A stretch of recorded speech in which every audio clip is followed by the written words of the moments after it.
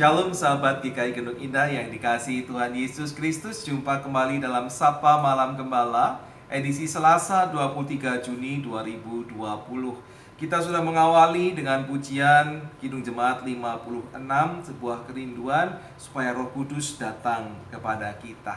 Dan kalau Roh Kudus sudah ada di hati kita, maka sebetulnya lagu ini sudah tidak relevan lagi. Tetapi ini hanya untuk mengingatkan kepada kita akan kerinduan kita supaya Roh Kudus senantiasa hadir dan memberi api, memberi semangat serta memenuhi kehidupan kita, sehingga kehidupan kita menjadi kehidupan yang penuh dengan kegembiraan apapun yang kita alami dalam kehidupan kita. Mari bersama-sama kita persiapkan diri untuk menyambut firman Tuhan. Kita berdoa.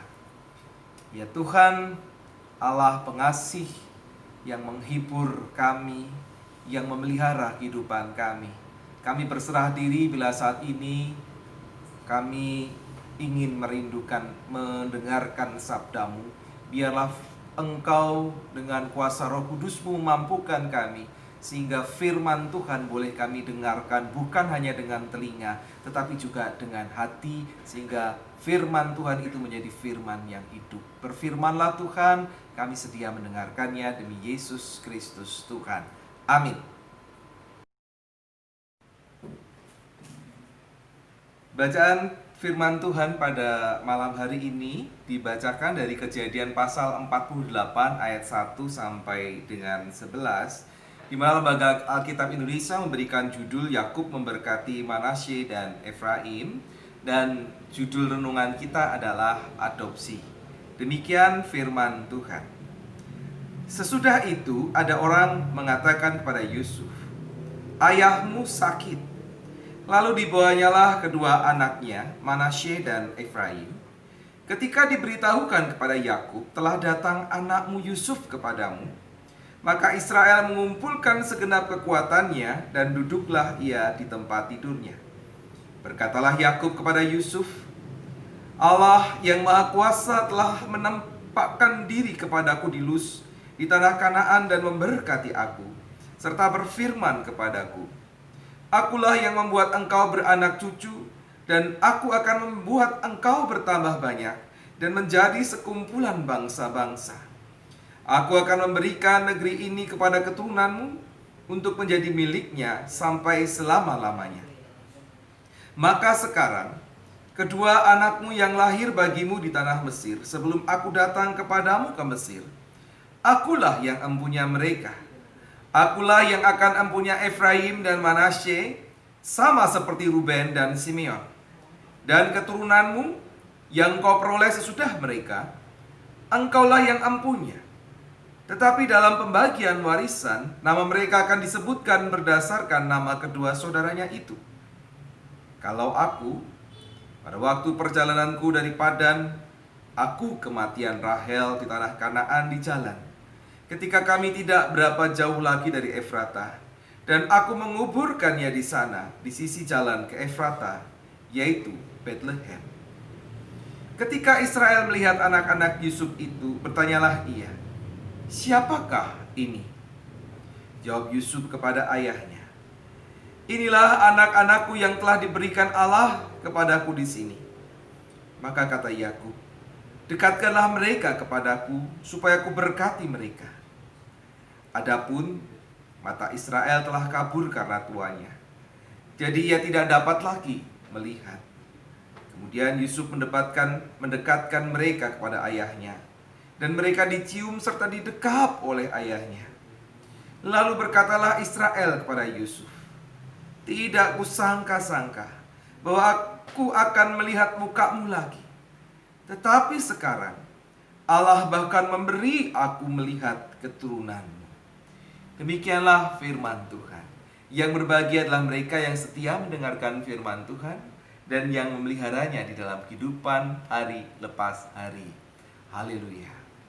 Sahabat GKI Gendung Indah yang dikasihi Tuhan Yesus Kristus, adopsi.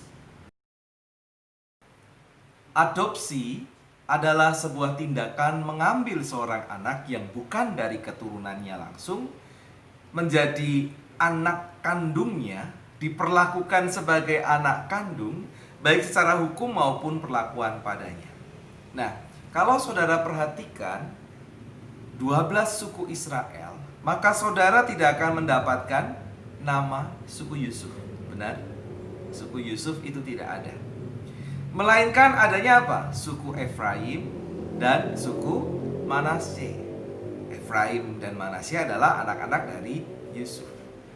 Padahal, bukankah Yusuf yang merupakan anak Yakub? Sedangkan Efraim dan Manasye adalah cucu Yakub. Maka peristiwa dalam bacaan yang kita baca tadi ini merupakan latar belakangnya. Kita mendapati kisah bahwa dalam cerita yang kita baca tadi, kedua cucu Yakub kemudian diadopsi oleh Yakub sehingga memiliki hak waris yang sama dengan paman-pamannya, menggantikan Yusuf yang memang sudah berkelebihan. Yusuf mendapatkan 2 jatah, ya, kesukuan justru dari anak-anaknya. Dan kita lepaskan kisah itu, tapi kita ambil tema yang sama tentang adopsi. Apakah saudara tahu bahwa sebagai murid-murid Kristus, maka status kita hampir mirip dengan anak adopsi? Bangsa Israel itu adalah anak kesayangan dari Bapa. Namun di dalam Tuhan Yesus Kristus, kita yang percaya kepada Tuhan Yesus, kita kemudian dijadikan anak dan diperlakukan sama baik dalam hukum dan perlakuan, sehingga kita diperkenankannya pula untuk menikmati warisan kerajaan Allah. Bukan hanya bangsa Israel, tapi juga kita, bangsa-bangsa di luar Israel.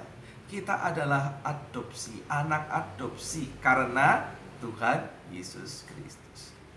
Dan untuk itu, sahabat GKI Gunung Indah, sebagai orang percaya, bersyukurlah karena kita yang bukan siapa-siapa kemudian diangkat anak oleh Tuhan dan memiliki hak waris kerajaan Allah, rumah Bapa di surga. Syukurlah itu dalam kehidupan sahabat-sahabat GKI Gunung Indah, dan lakukanlah kehidupanmu tetap dengan sukacita apapun keadaanmu, karena yang lebih besar dari itu, statusmu sebagai warga kerajaan Allah sudah menjadi milikmu karena Kristus. Tuhan Yesus memberkati. Amin. Mari kita berdoa. Kami bersyukur ya Tuhan, karena Engkau mengasihi kami. Engkau mengangkat kami sebagai anak, sehingga memiliki warisan rumah Bapa di surga. Kami bersyukur karena karya-Mu yang kemudian mengangkat kami sebagai putra. Tolong kami untuk menghidupinya sebagai anak-anak warga kerajaan Allah di dunia ini.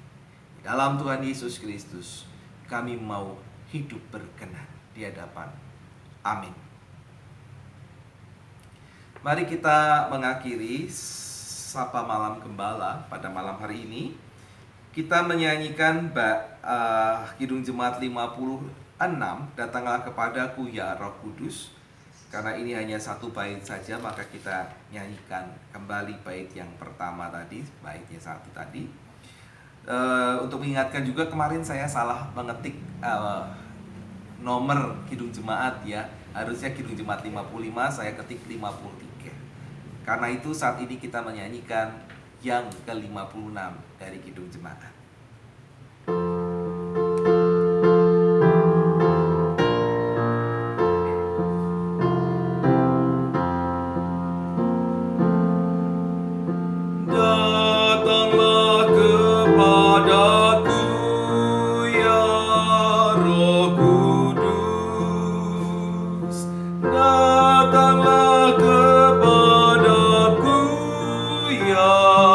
Roh Kudus.